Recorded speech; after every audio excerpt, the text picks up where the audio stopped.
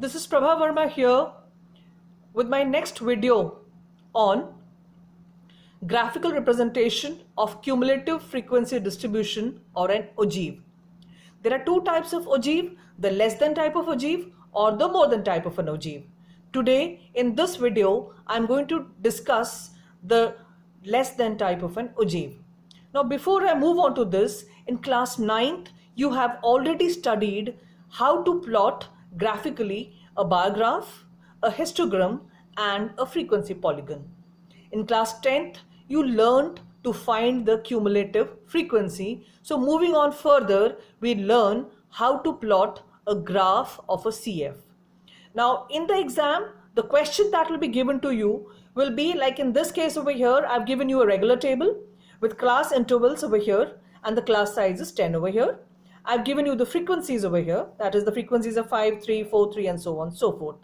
Now in the exam, the question would say either draw a less than type ogive for the given data. That means I'm giving you a regular table and I'm asking you to draw a less than type of an ogive.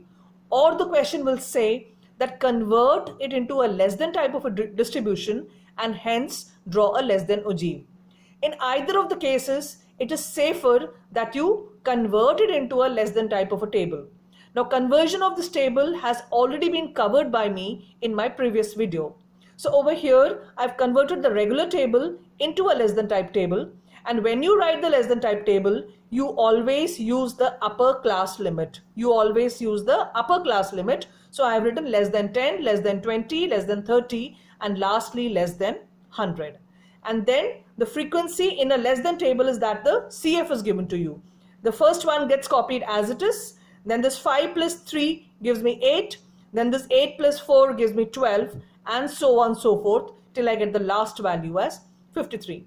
Now after you've drawn this, after you've converted your table, what we have to do is we plot it on a graph paper. We plot it on a graph paper. Now to plot it on a graph paper, I have a graph paper over here.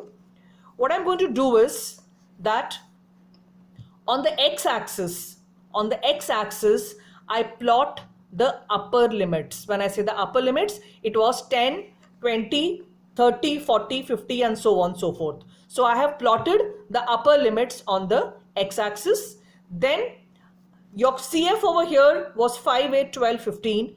Depending upon the values of your CF, you can take a scale of size that suits you. Here I've taken a scale of size 5 on the y-axis. The y-axis has a scale of size 5 and the x-axis has a scale of 10. It is not necessary that the scale on both the axes should be identical. So the first step is what? You plot the upper limit on the x-axis and you take a proper scale and plot the CF on the y-axis. Now, the way you do in coordinate geometry, whenever you plot any points, you write it as x comma y. So over here, x is the value of the upper limit and y is the value of the corresponding class interval. So I go back to my table.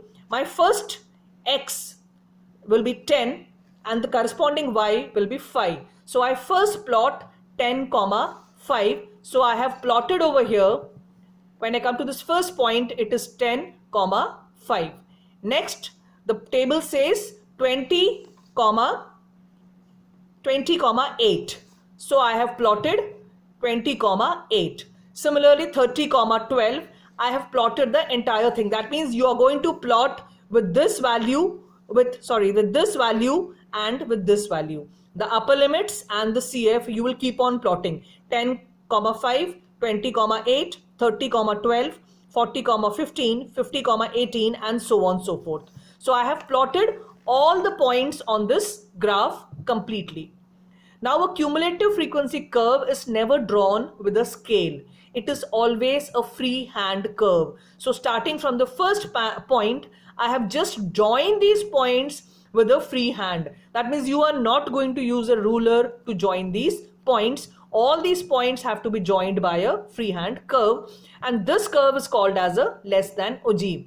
Remember that a less than ogive starts from the bottom and goes up. The less than ogive starts from the bottom and rises upwards.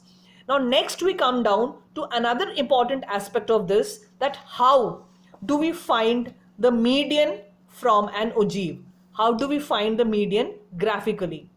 Now, when you have to find the median graphically, you'll have to do a bit of working over here. First, you'll have to find the value of n sigma fi. Now, I've told you earlier also, n is nothing but the total of your frequencies. And that is again equal to the last value of Cf. So, in my table, the last value of Cf was 53. So, your n becomes 53. Next, you find out n upon 2. So, I get it as 26.5. So, after you have found out the value of n upon 2 from your table, you go back to your graph. On the y-axis, I come to 26.5. So this point over here is 26.5, which I am pointing out with my pen.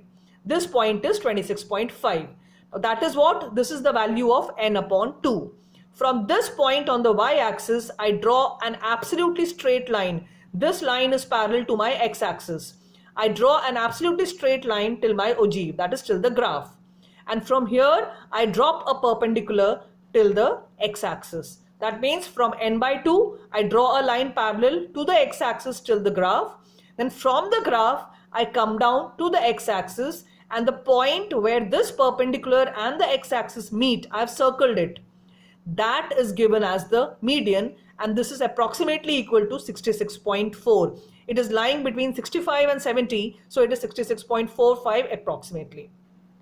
I've told you earlier also, the median always lies inside the median class. And since you have plotted the upper limits of the class interval, so it is obvious that the value of median will come on the x-axis and never on the y-axis. This is a one-marker question. If I give you the coordinates of a point, that suppose I say the coordinates of a point are x comma y, give the value of the median. So the value of x gives the median over here. That means since the median lies in the median class and the x-axis has the class intervals, so median will always come from the x-axis, never from the y-axis. I repeat again, from n by 2, you draw a parallel line to the x-axis till your ogive. Then from your ogive, you come down to your x-axis through a perpendicular. Wherever it cuts the x-axis, that point is the median.